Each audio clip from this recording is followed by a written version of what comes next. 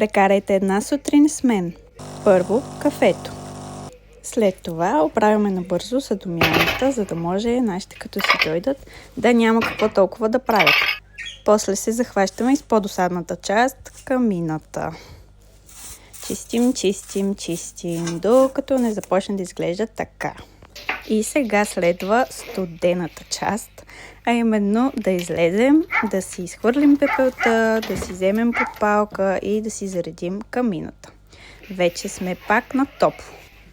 Подреждаме, ето така, и палим. Но забравихме да изчистим стъклото. Трябваше да го изчистим преди да запаля камината, но няма проблем, правим го набързо, галим купър, вижте колко е сладък, най-сладкото куче на света и вече е време да седнем да учим за изпити. Приятен ден!